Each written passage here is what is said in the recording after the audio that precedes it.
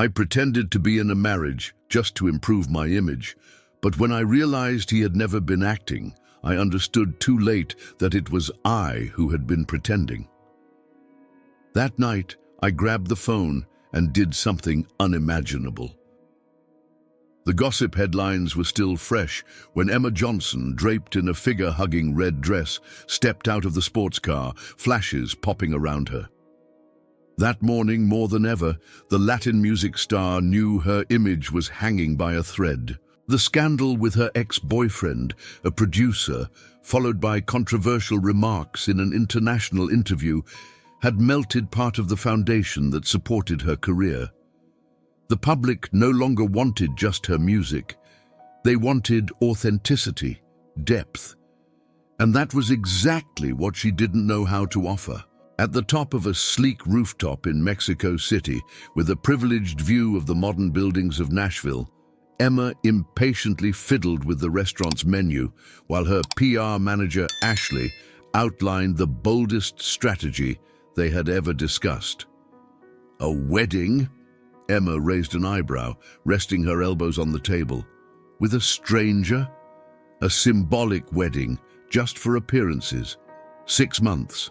Long enough to make headlines, humanize your image, show you connect with something beyond the stage, Ashley explained, her phone in hand, swiping through pictures and profiles. Emma scoffed, but her eyes flickered with a hint of interest. She was used to scandals, but manipulating the narrative in her favor, that was new. And who would be this husband? She asked, picking up a glass of white wine. Ashley turned her phone towards her.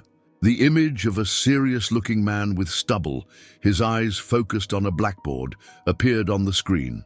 Michael Foster, philosophy professor at Stanford. Respected, discreet, averse to fame. No social media, no scandals. A tough one to corrupt, which makes him even more interesting to the public. Emma scrutinized the photo, a mixture of sarcasm and curiosity in her gaze. He looks bored with his own existence. And you think he'll go along with this act? He's turned down invitations to shows, interviews, documentaries. But he agreed to hear the proposal, Ashley replied, her smile mysterious. Out of curiosity and for financial reasons. Apparently, he's facing difficulties with his mother's treatment. Emma lightly bit her lower lip, thoughtful. She wasn't easily impressed by personal stories, but something about this man's profile, so far removed from her world, sparked a strange desire to see how far she could take it. The next day, nearly half an hour late, Emma arrived at the Stanford Rectorate with her usual entourage of cameras, assistants, and flawless makeup. She thought she was in control, as always. But this meeting would prove otherwise. Michael Foster didn't stand up when she entered. He was sitting behind a modest wooden desk, a pile of papers to his left, and an expression that showed no interest in pleasing her. His face was neutral, almost indifferent. "Miss Johnson," he said, his voice polite but lacking warmth. She walked toward him with a practiced smile, expecting a reaction. There was none. No lingering look, no surprise, no immediate recognition. "Michael, right?" She extended her hand, slightly thrown off. He shook it, curtly. "Have a seat." He gestured to the chair opposite him. Emma settled down, crossing her legs, unsure of why this encounter was starting to unsettle her. "So, you have a pretty good idea of what this is about, right?" Michael nodded but didn't comment.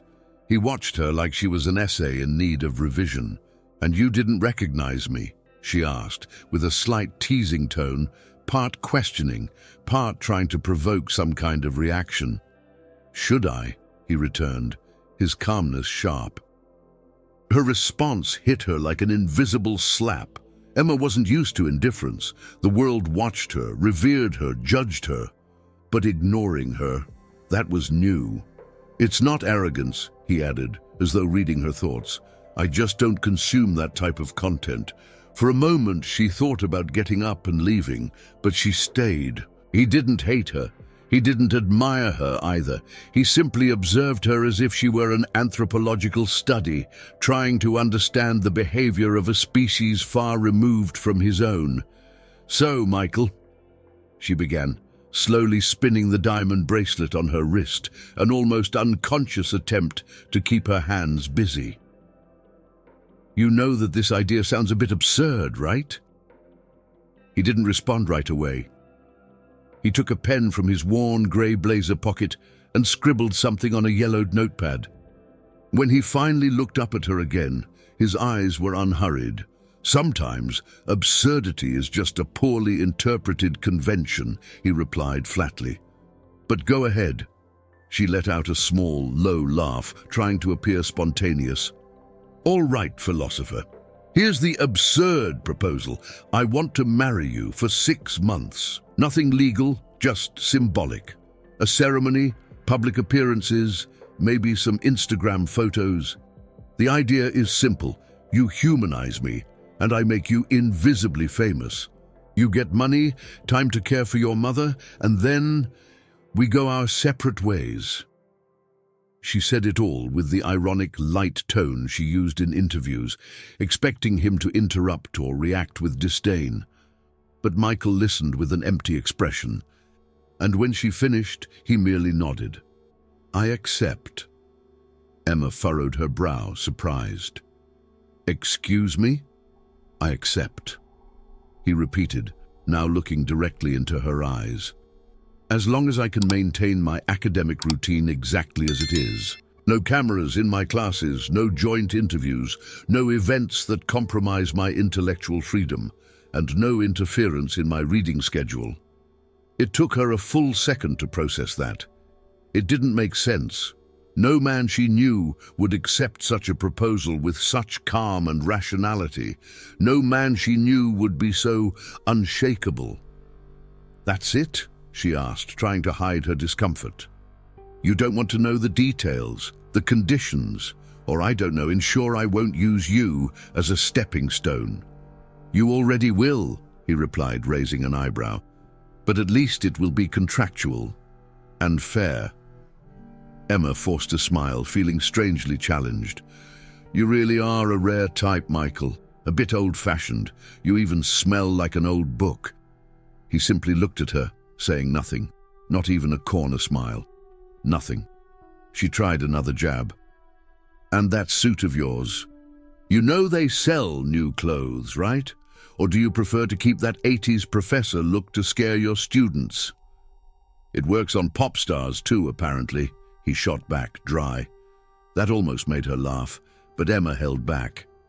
She was beginning to understand that provoking him was futile. He wasn't the type to react, and that left her completely disarmed. Throughout her life, she had learned to manipulate through charm, irony, or direct confrontation. But here, sitting in front of a man immune to her usual tactics, she felt powerless. Michael glanced at his old wristwatch with a cracked leather strap. He stood up with the same calmness with which he had entered the conversation. "I'll send a contract with the adjusted terms by Friday. You can forward it to your legal team." Emma stood up too, less elegantly than she would have liked. She extended her hand, and for the first time, he ignored it. He merely tilted his head slightly in a formal gesture of farewell. She left the room, her heels echoing down the silent corridor of the rectorate. Outside, the photographers were no longer waiting. The late afternoon sun bathed the Stanford buildings in gold, but Emma couldn't appreciate the view. She was still trying to understand what had just happened. For the first time since her meteoric rise, she felt like she might not be in control of the narrative. If you're still watching up to this point, I'm sure you're enjoying it, so I'd like to ask you to subscribe to the channel. 3 days after her meeting with Michael, she opened the email with the subject line, "Final contract, date set." The dry tone of the message matched everything he represented. No frills, no unnecessary pleasantries. The terms were coldly organized into bullet points: duration, limitations, responsibilities of each party, and at the end, the date for the symbolic wedding. A Tuesday at 9 in the morning at the Civil Registry Office in Lancaster. Emma read the document twice. She had expected some flexibility, some room for negotiation. After all, this was about her. She was used to setting the pace, not following it. Immediately she responded, suggesting a change of venue. She wanted something more photogenic, with better natural lighting, and preferably a discreet entrance to avoid the press. She also requested a 2-day postponement, citing an international brand endorsement commitment. Michael's response came in less than an hour. Unfortunately, I can't change it. I've already rearranged my teaching and evaluation commitments. The date and location are as agreed. Best regards, Michael Foster. She stared at the email for a few minutes, a mix of irritation and confusion washing over her. No one responded to her like this, no one. She grabbed her phone and called him immediately. He answered on the second ring. "Hi, it's Emma. We need to talk about the contract." "Yes? Did you read my email? That registry office is cold, dull, and I have an important event on Friday. It doesn't make sense to keep this date." There was a small silence, as if he was taking a deep breath before responding. "It's what we agreed upon," he said simply. "But I'm the public image here. Managing this needs to be strategic, Michael. At least listen to me." "I'm listening, but I'm not changing. I need to go. Good morning." And he hung up. She sat there with the phone in her hand, unsure whether to scream or laugh.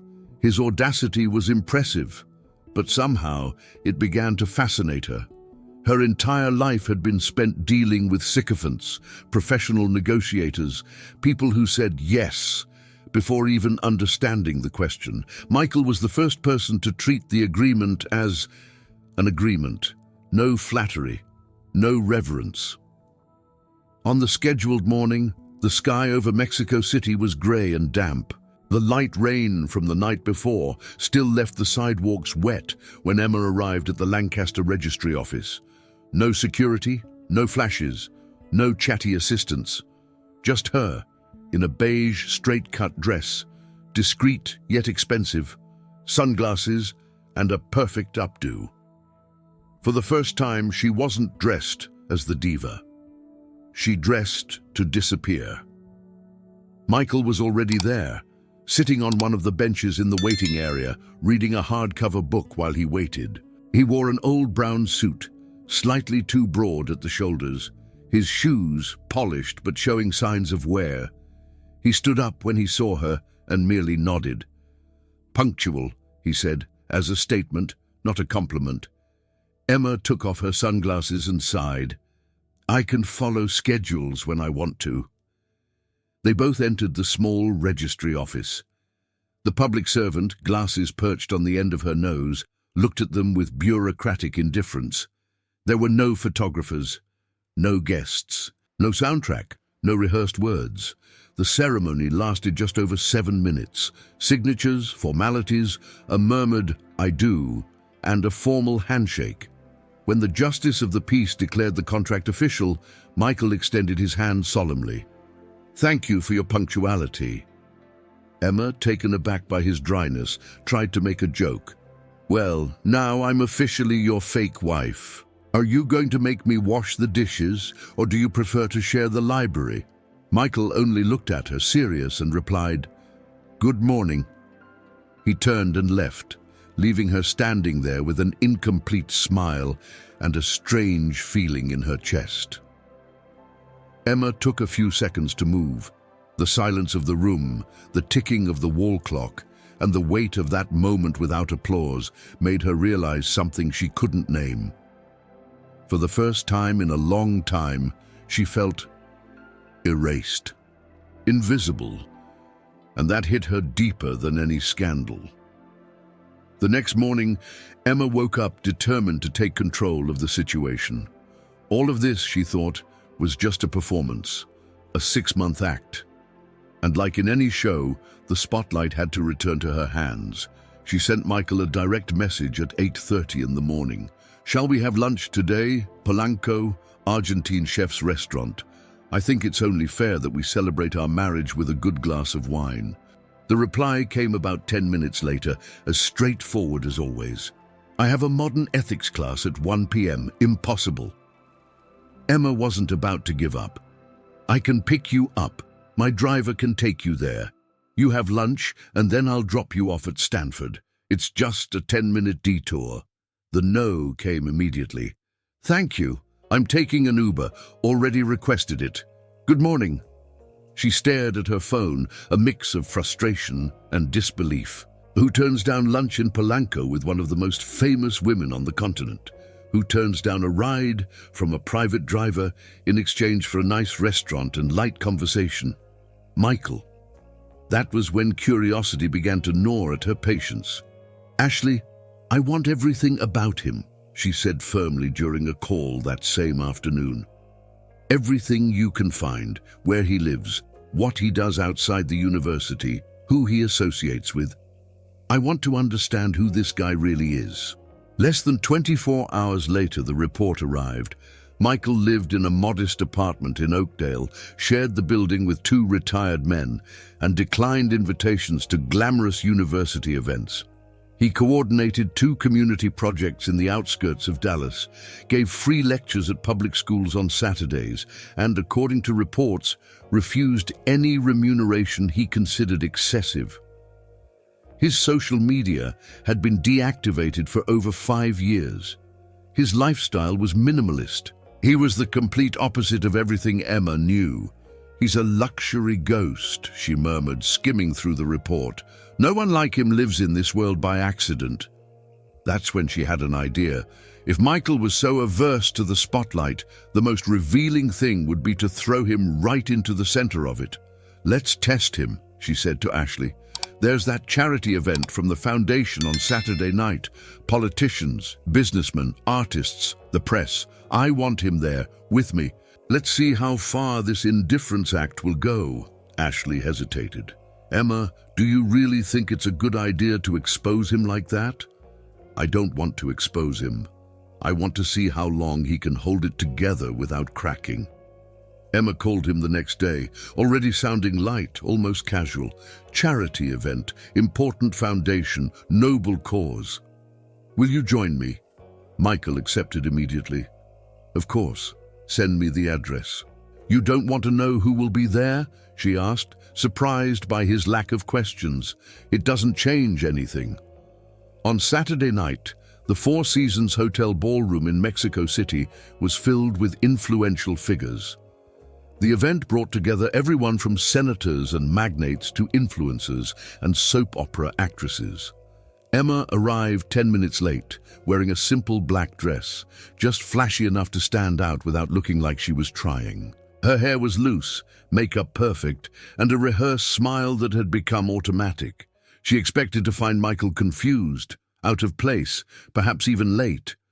But he was already there. Leaning discreetly by the bar, dressed in a dark suit, simple yet impeccably pressed. His tie was thin, his shoes polished. He seemed at ease. When he saw her, he didn't smile.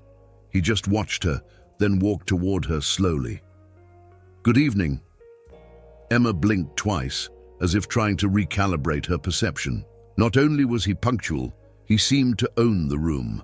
During the first few minutes of the event, she stayed by his side, guiding him through conversations with politicians, businessmen, and artists who clearly didn't know who he was. Michael, however, responded to everyone with politeness, confidence, and a precise vocabulary that caught people's attention. And then, something unexpected happened. In the middle of a conversation with the director of an environmental NGO, Michael became the center of attention. His comments on corporate ethics, social responsibility, and public policy drew looks, questions, and, to Emma's surprise, discreet praise. She tried to shift the focus of the conversation with a subtle joke about the number of charity dinners with little benevolence, but no one laughed. The attention stayed on him. Michael was now explaining with disarming precision how poorly structured public policies perpetuated urban inequality in major Latin American cities.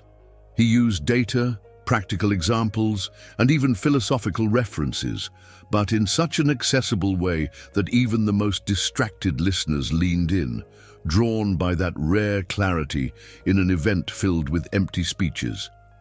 One of the directors of a multinational tech company asked for his contact information.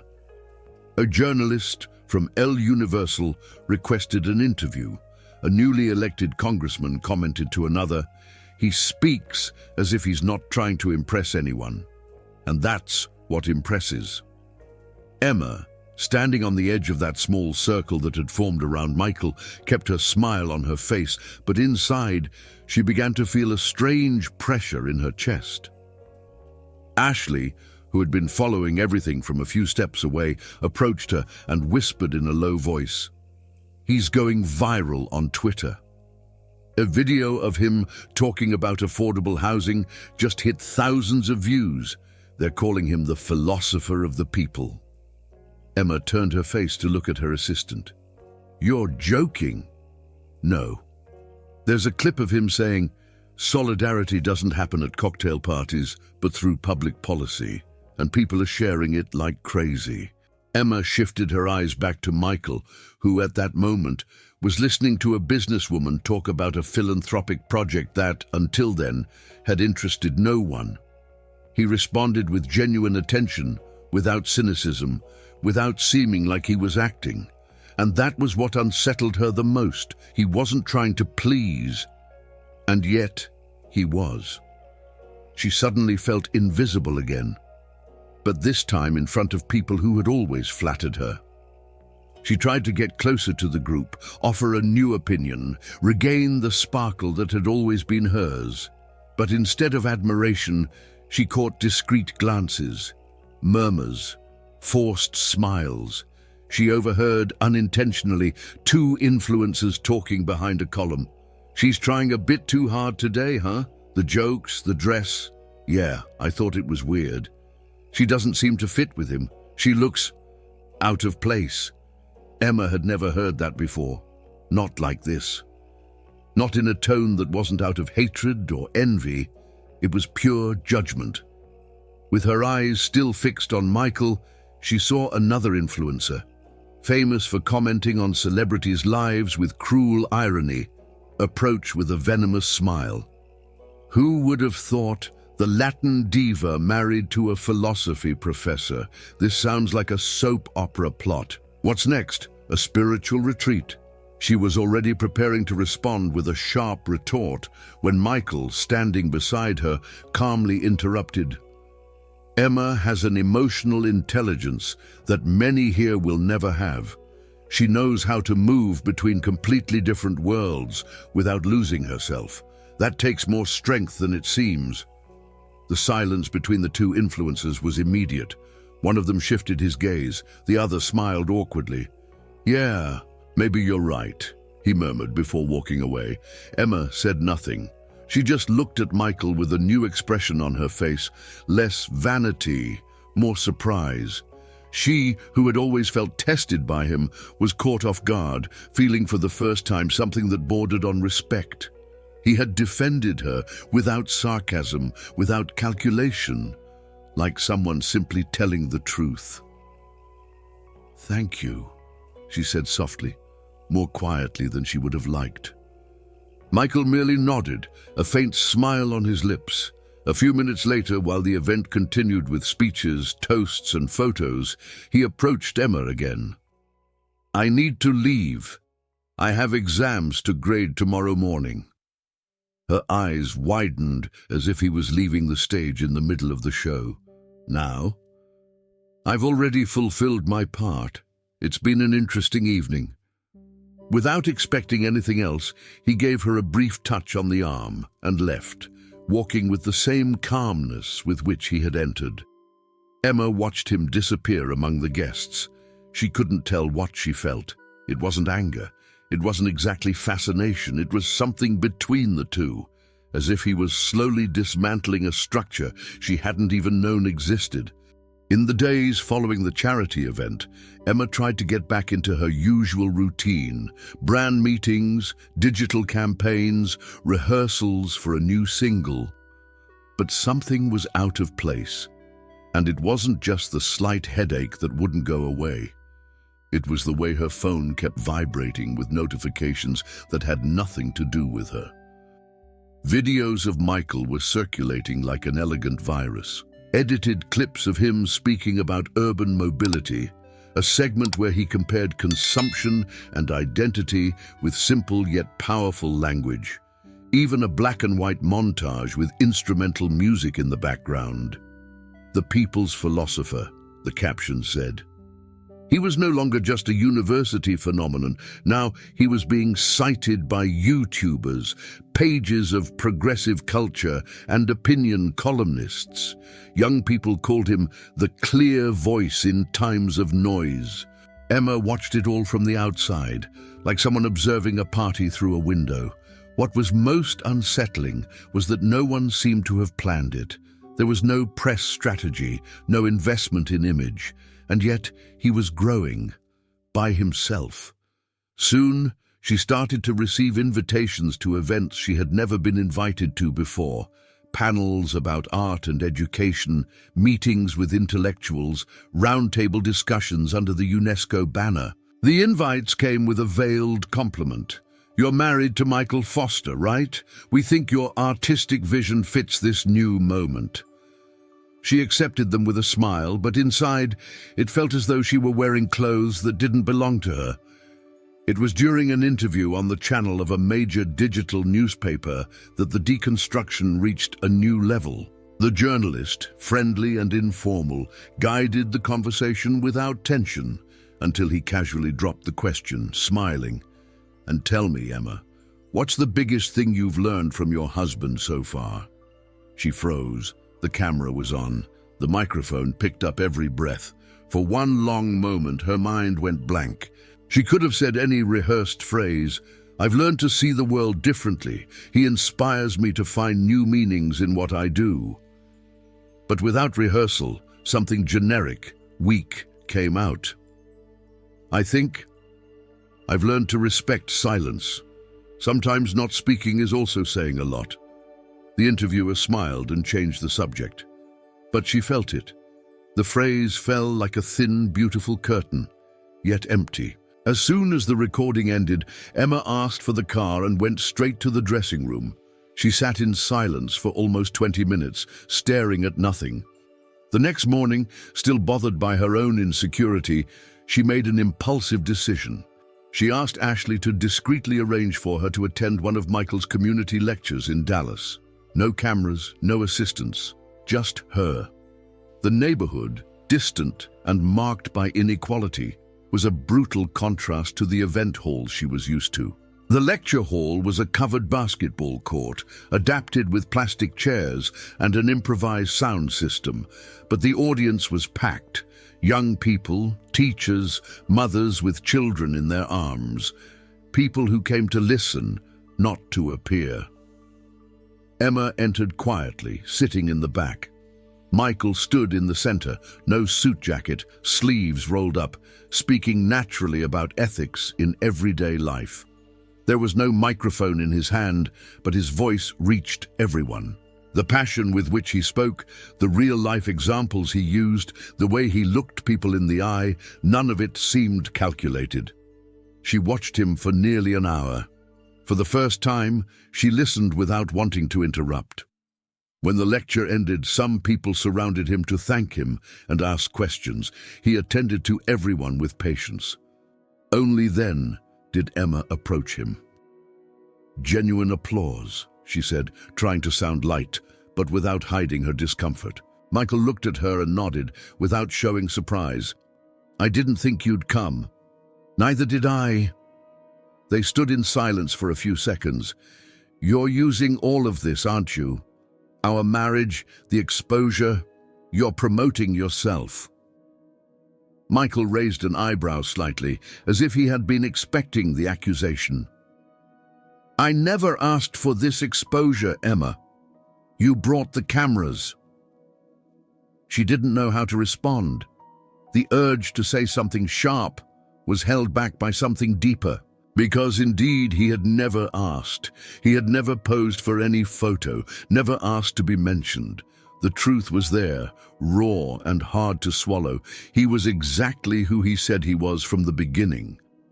"I just didn't think things would turn out like this," she murmured, her voice lacking strength. Michael simply nodded. "Yeah, me neither." He turned back to pack his papers into a worn-out folder, as if returning to real life without needing permission.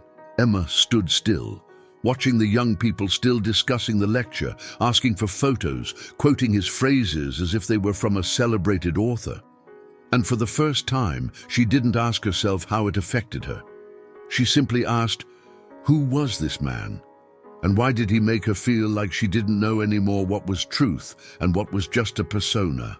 The drive back home after the lecture in Dallas was silent. Neither of them spoke during the journey, not about the event, nor about the confrontation they had just had. At the apartment, Michael took off his shoes, hung his coat on the same hook as always, and went straight to the bedroom. Emma stayed in the living room, staring at the white wall, as if she were waiting for something to happen. Nothing happened. In the days that followed, the apartment was filled with an uncomfortable quiet. They shared the space like polite, cold roommates. Their conversations were reduced to short, objective sentences. "Your phone rang. There's coffee in the carafe. The mail is on the table." Nothing more, nothing less. Emma found the discomfort strange. She had lived with egocentric musicians, unstable boyfriends, even a stylist who talked all the time. Silence had never been a problem. But with Michael, it was different. The silence seemed to say everything that wasn't being said, and at the same time, it demanded something from her that she couldn't name. It was in that empty space that she began seeking a different kind of noise, the noise of reflection. She started accepting invitations to lectures and debates, not as a celebrity, but as a listener. She chose panels on education, inequality, popular art. At first, she felt uncomfortable. She didn't understand all the terms, nor did she feel at ease among so many analytical stares. But she insisted, alone, without an assistant, without a team. And it was on one of those afternoons, in an auditorium at Stanford, that something unexpected happened. The panel was discussing the role of art in community education. Experts were debating the importance of sensitivity in critical formation. Suddenly, Emma raised her hand. Her voice came out firm, though with a slight hesitation. "You've talked a lot about the role of the educator as a reference, but how do we deal with the fact that, in some communities, the reference comes from a culture of consumption? Isn't there a break when the educator tries to propose a new logic without recognizing the symbolic value of what is already there?" The room fell silent for a second. Then, the coordinator of the panel responded with real interest. The debate continued around her question, and Michael, sitting a few rows behind, listened in silence. He didn't smile, didn't react.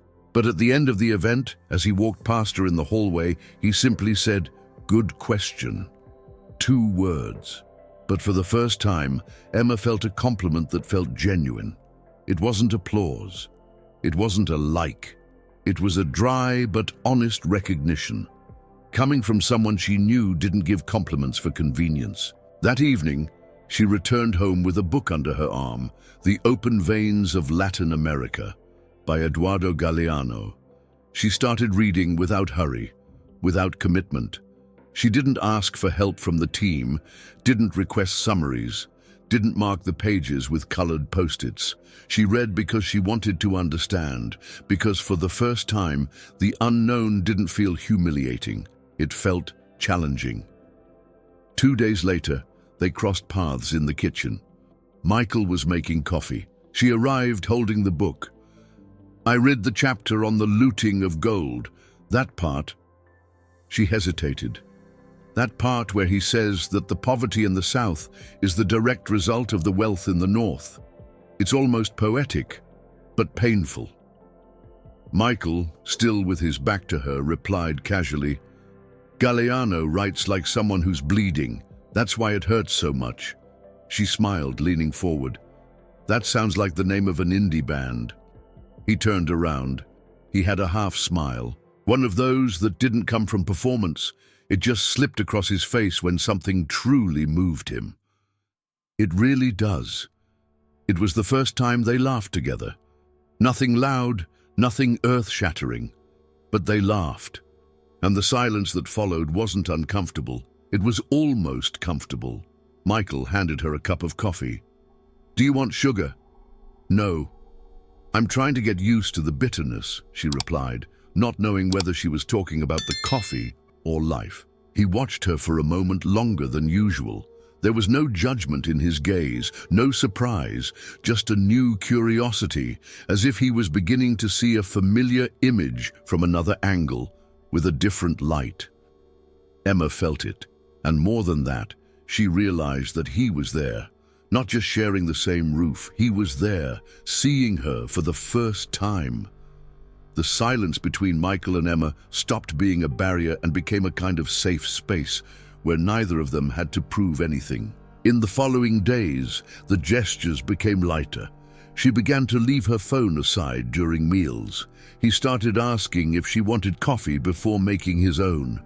Small signs that, even though they couldn't name it, they were creating a new kind of coexistence. It was then, one Tuesday morning, that Michael approached the door of the room, books under his arm. "Today I have an open class in the philosophy department courtyard.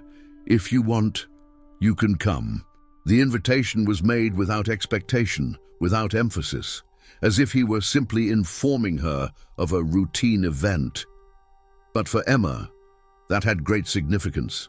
Not because it was an invitation, but because, for the first time, he wanted her to be there. Not as part of a plan, just there. What time? 10:30. You don't need to inform anyone. She showed up wearing sunglasses, dark jeans, a simple t-shirt, and no makeup. She sat in the back, trying to stay unnoticed. The students whispered. Some sneaked glances, but Emma wasn't concerned. She kept her eyes on Michael the whole time, sometimes jotting something down in a small notebook she had bought the day before. Other times, she simply listened. Michael spoke about ethics and empathy in everyday life. He used simple examples, posed smart questions, and let the students build their own answers. Emma noticed how he never placed himself above others. He was a guide, not the owner of the truth. During the class, one student discreetly took a picture of her. Another recorded a short video in which she appeared, concentrating with a furrowed brow. Within hours, the video went viral. "The pop diva who became a student," the caption read. The content spread quickly across social media, but unlike the usual mockery, the comments had a different tone. "She's trying," people wrote. "Respect to those who reinvent themselves. This woman is living her best phase." The next day, columnists began to change their narrative. The venomous critique disappeared, replaced by measured analysis. They started to talk about rebirth, maturity, and an artist who refused to be swallowed by her own image. After class, Michael waited for the students to disperse. He approached her with a gentle, almost companionable gesture. "Would you like a coffee?" She simply nodded. They walked together to a simple cafe within the campus, far from the places where she would normally be recognized. They sat by a window with two steaming cups between them. For a moment, neither of them spoke. Then Michael started. "When I was a kid, I thought I would be a carpenter. My grandfather made furniture. I spent hours in his workshop. I thought wood had a soul." Emma smiled, leaning forward. "I never imagined you with a hammer in hand." "I still have one. But today, I use more books than nails." She laughed sincerely. Then she fell silent for a few seconds.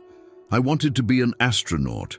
When I was 7, I thought Earth was too small for everything I was feeling. Then I became a singer, and I realized I could scream to millions and still feel alone. Michael just looked at her, not taking his eyes off her. "And do you still feel that way?" "Every day." He didn't respond. He just listened, with that way of making her feel like she was saying something important, even when she didn't know if she was. Emma hesitated. "I don't know if anyone has ever loved me without wanting something in return. There's always a contract, an agenda, a goal. I'm never just me, there's always a but." Michael remained silent. There was no pity in his eyes, no surprise, just presence. "Maybe you just need to stop acting," he finally said. She raised her eyes slightly, unsure whether it was a criticism or an invitation, a provocation or advice. But for the first time, she didn't feel the need to snap back, nor to run away. She just smiled, a small, sincere smile, a smile that didn't serve any audience. "I don't know if that's an insult or if it's the first time someone sees me." Michael simply looked at her. And in that instant, there were no stage lights, no cameras, no contracts. That afternoon in the Stanford Cafe was stored somewhere in Emma's mind that she couldn't name. It wasn't a landmark moment, nor a declaration. But from then on, something in her began to operate at a different frequency. The commitments continued to come, as did the invitations. But the filter through which she viewed them was no longer the same. In the following days, she turned down 2 lucrative offers. One to participate in a reality show about celebrities at spiritual retreats, and another to be the face of a makeup campaign featuring artificial intelligence. Both proposals promised engagement, exposure, millions in returns, and no truth. For the first time, saying no brought her relief. Ashley, perplexed, tried to argue. "Emma, you've always known how to separate the personal from the professional. These campaigns have never been about who you are. They're about what the public consumes. And maybe that's what has tired me, Ashley, being consumable." Michael never commented on her refusals. He didn't congratulate her, didn't question her. But one afternoon, seeing her organizing her papers on the couch, he casually said, "I think it's admirable when someone learns not to sell themselves." She didn't respond. She simply smiled. While Emma withdrew from the commercial circuit, Michael began to occupy larger spaces. He was invited to participate in a TEDx event in Miami with the theme Presence and Silence, Ethics in Times of Noise. She watched the live broadcast online, alone, in her room, sitting on the floor with a cup of tea in her hands. When he spoke about her, it was in a way no one had expected. Living with someone from the world of image made me think about how, sometimes, what seems artificial is just a form of defense. Sometimes what we call vanity is just survival. And when we listen without rushing, when we see without rushing, we discover that there is beauty where we once judged there was only noise. The speech was short. He didn't mention her name, but Emma knew it was about her. The response was immediate, though without euphoria. One columnist wrote, "Michael Foster is the only public figure who can stir emotions without needing to shout." Another, more direct, said, "The philosopher and the pop star are reinventing what it means to be a public couple." Without planning it, they started to appear together in small places where no one expected to see celebrities. Independent bookstores in the city center, cafes with yellow lighting and the smell of fresh bread, hidden squares where old men played dominoes. No security, no makeup artists, no special lenses. People began to notice. They didn't kiss in public, didn't pose for photos. But there was something in the gestures. The way Michael waited for her in silence while she chose a book. The way she grabbed his coffee without asking, already knowing how he liked it. One of those afternoons, while they were walking through a tree-lined stretch near the Frida Kahlo Museum, Michael extended his hand. He didn't say anything. He simply held hers. Emma didn't say anything either. She didn't make a joke, didn't look away. she just squeezed his hand back. That night, she sat at the piano, an instrument she hadn't played in months, perhaps years. She began to play simple chords. Then she let the words come, different from the ones before. Nothing about fame, impossible love, or dance tracks. She wrote about silence, about being present, about feeling without performing. For the first time, a song was born without thinking of radio choruses. The composition became a song within days. She recorded it in a small studio with a reduced band, no foreign producers, no digital effects, and, most importantly, no auto-tune. "Do you want me to listen to it before you release it?" Ashley asked cautiously. "No, let it go as it is." The video was posted on her social media with a simple caption, "For those who still listen with their eyes closed." In the first week, the numbers were modest, but the comments weren't. People said they cried hearing it, that they had finally felt her voice, not just the sound, that there was something raw, imperfect, and human in it. Michael listened to the song in silence with headphones, sitting on the couch at home. When it was over, he took off the headphones and simply said, "That was you, for the first time." Emma nodded, with a lump in her throat, and didn't respond. Because, in that phase, words were no longer the only protagonists.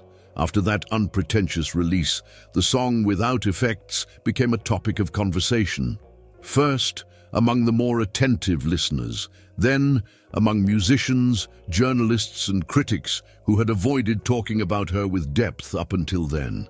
The lyrics of "Between Who I Am and What They Expect" reached a different audience, one that was more reflective. A raw melodic composition without frills, speaking about identity, absence, and construction. The song went viral on social media in an organic way, driven by videos of people getting emotional while listening and commenting that they had never really heard Emma's true voice until that moment. Cultural columnists who had previously called her a marketing product now used terms like artistic rebirth, visceral phase, and delayed discovery of authorial power. One of them wrote, "Emma Johnson stopped singing to be heard, and she finally was." Recognition didn't come in the form of scandal, but through an invitation. She was nominated for a prestigious music award in Mexico City, the same one that years before had ignored her for being too commercial. This time the nomination was for Best Composition of the Year. On the night of the event, she arrived wearing a dark blue dress, elegant but understated. By her side, Michael wore a simple black suit, no tie, as he always did. When they entered the theater, there was a brief silence, followed by spontaneous applause. The audience, filled with artists, producers, and journalists, clapped not only for her, but also for him. The image of the two of them, side by side, represented something rare: sincerity. When Emma went up to the stage to accept the award, she didn't read from a speech. She didn't thank brands, record labels, or sponsors. She looked out at the audience, took a deep breath, and said, "This song was born when I stopped trying to please people who didn't even know who I was, and it grew when a man taught me that silence can also be affection. Michael, thank you for listening to me even when I didn't know what I wanted to say." The cameras captured Michael's reaction, a slight, discreet smile and a serene gaze. No exaggerated emotion, just presence. The next day, the cultural portals were filled with images of the two of them, with titles that mixed surprise and admiration. The unlikely union that worked. When opposites don't just attract, they transform. She found her voice. He found his space. Despite that, they didn't seal anything officially. They continued living together in the same modest apartment in Oakdale. No rings, no vows, no public promises. It was as if they had created a bond that didn't require formalities, a silent agreement of mutual permanence. It was one ordinary night, while they were arranging the small bookshelf in the living room, that Michael suggested, I'm going to spend 2 weeks in the countryside in Oaxaca, researching community-based rural education practices. I thought maybe you'd like to go." She didn't respond immediately. She looked at him with a mix of surprise and curiosity. "Is there a hammock?"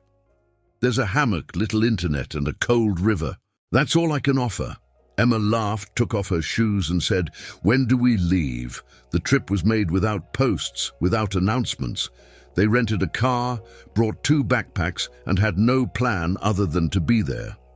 When they arrived at the village, they stayed in a simple little house, where they slept in hammocks suspended between adobe walls. The days were slow. Walks along trails, conversations with local residents, readings by the river, meals of corn, homemade cheese, and herbal tea. On the 3rd night, while the sound of crickets filled the silence, they sat under the porch, each with a book in their lap. The weak light of a lantern illuminated them. Emma put her book aside and stared at the sky. "You know what's strange?" she said suddenly. "I have a full schedule of commitments waiting for me. Shows, meetings, contracts. But here, it's as if all of that were from another life." Michael didn't answer. He simply closed his own book and looked at her. She turned her face to meet his gaze. For a few seconds, their eyes spoke. Then, without warning, without fear, without tactics, she kissed him. It was a calm, certain gesture. No soundtrack, no audience. A kiss that wasn't trying to impress, just to happen. Michael reciprocated, slowly, with truth. And in that moment, something finally dissolved between them. No contracts, no symbolic agreements, no negotiations. It was just presence. And for the first time, it was free. On the way back from Oaxaca, the silence in the car was no longer empty. It was comforting. Their hands intertwined in the middle of the seat, knowing glances exchanged in the rear-view mirror, the radio turned off. It was as if the outside world still existed, but now it was on the other side of the windows. Between them, everything had changed. There was no longer room for doubt or performance. It was intimate, real. They arrived at the apartment late in the afternoon, bringing the dust from the roads and the scent of the countryside in their hair. Emma placed her backpack on the couch and stood still for a few seconds, looking around. The same living room, the same furniture, and yet it felt like a different place. That same night, while Michael was correcting some exams at the desk and she was finishing a cup of tea in the kitchen, Emma appeared in the doorway of the room with an envelope in her hands. "We need to end the contract," she said. He looked up at her, confused. "Are you regretting it?" "No, but it no longer makes sense. The contract was about appearance, and now it's no longer about that." Michael slowly stood up, closing the folder with the papers. "And what is it now?" She walked up to him, stopping just a few steps away. "Now it's about choice." Michael furrowed his brow slightly, trying to understand the depth of what she was saying. "You're talking about ending the contract to marry for real," she said, with a firm voice but a gentle look. "No clauses, no deadlines, no image goals, just me and you, if you want." Michael looked at her for a long time. There was no exaggerated emotion on his face, just a care, almost moving, as if he were analyzing every word she said with philosophical precision. "Are you sure?" "For the first time," she replied without hesitation. 2 days later, a simple ceremony was organized in the inner courtyard of the Stanford Philosophy Department. No red carpets or floral columns, plastic chairs, colorful paper strips hanging between the tree branches, and tables with fruit, bread, and fresh juices. The guests were students, professors, a few close friends, and the elderly neighbors from Oakdale. No celebrities, no journalists. The sun was slowly setting when the ceremony began. There was no priest, no judge, just words. A philosophy student conducted the union with a text about freedom and affection. When it was Emma's turn to say something, she didn't speak. She walked to the center of the courtyard and motioned for silence. She closed her eyes for a second, took a deep breath, and began to sing. No microphone, no background music, no effects. It was a short song with a simple melody and raw lyrics she had written during an insomniac night.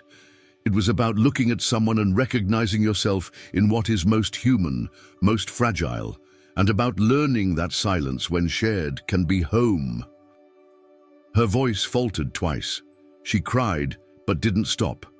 The audience stayed still. Even the wind seemed to listen. When she finished, Michael's eyes were misty, but what caught the attention the most was the smile. It wasn't the usual half smile. It was open, serene, whole. For the first time, without the usual gravity. He walked up to her, held her hand, and simply said, "Gracias."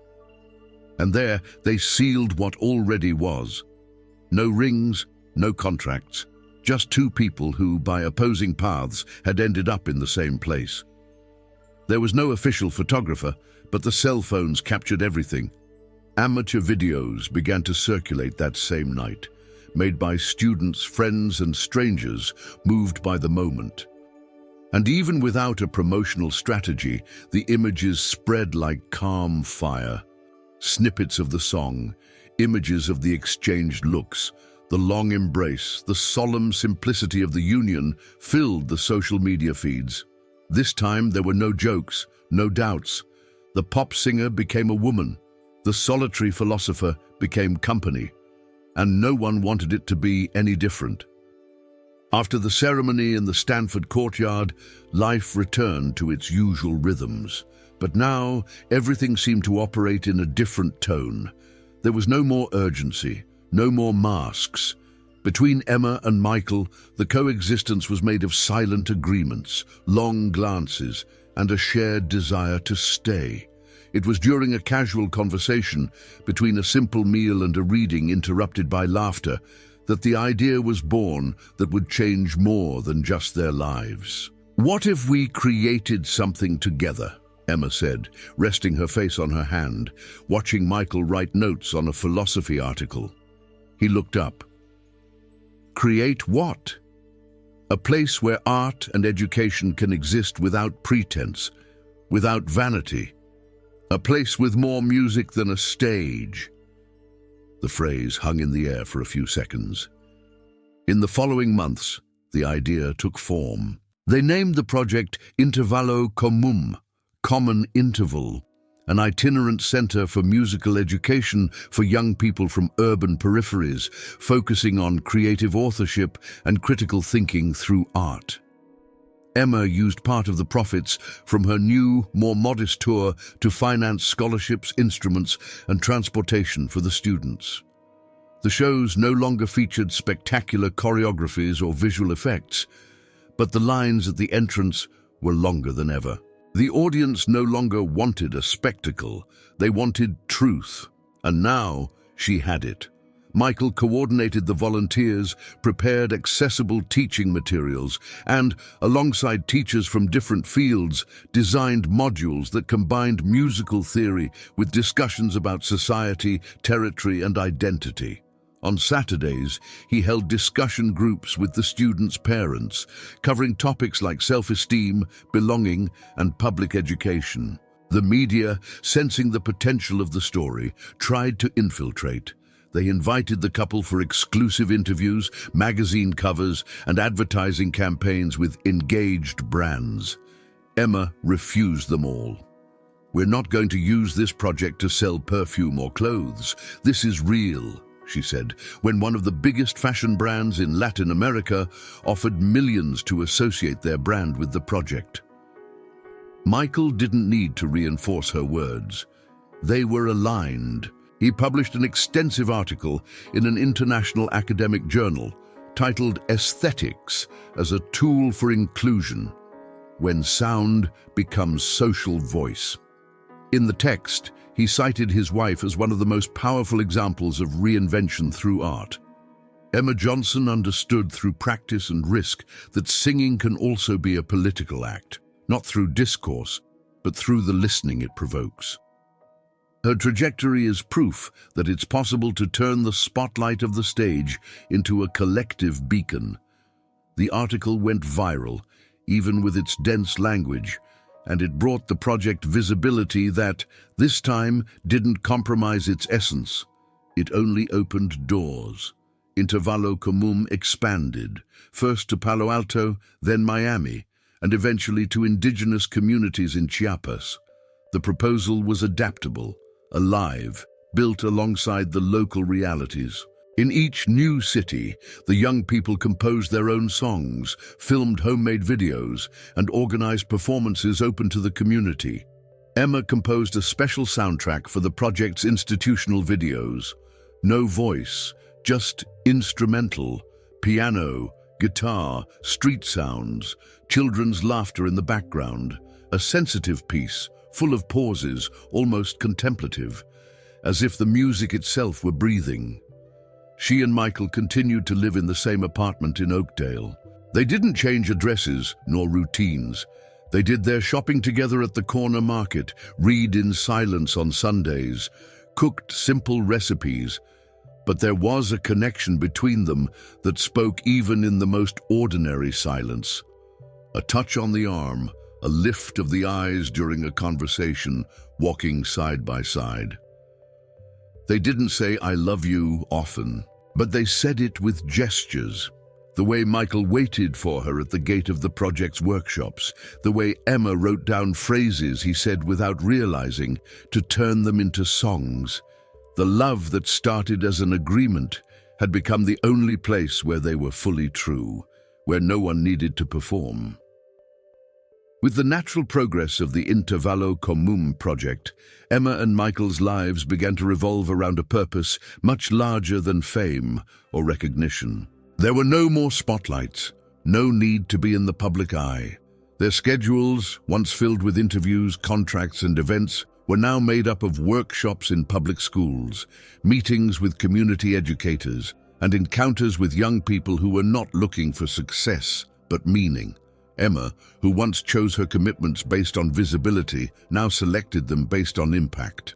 She began to be invited to conferences she would never have imagined attending before, seminars on art as a tool for transformation, forums on inclusive culture, meetings between educators and artists. Her presence was no longer that of a star, but of someone who had something to share and a desire to listen. Michael, in turn, gained recognition as an international reference in applied ethics and social engagement. Foreign universities requested his presence for lectures. His name circulated among contemporary thinkers as one of the few who combined theory and practice, reflection and action. But he kept declining long trips, preferring to stay involved in local activities where his work was lived, not just discussed. The offers to turn their story into audio-visual content came many times. Streaming platforms offered generous contracts for documentaries, miniseries, and even movies, based on the unlikely couple who changed the country. And the answers were always the same. "This isn't a story to be watched, it's a story to be lived," Michael would say, always direct. Emma would add, "Showing too much empties it. The essential we keep." It was on one autumn morning, while having coffee in the small courtyard of their apartment, that Emma received the letter from the United Nations. The envelope was white, with the official emblem.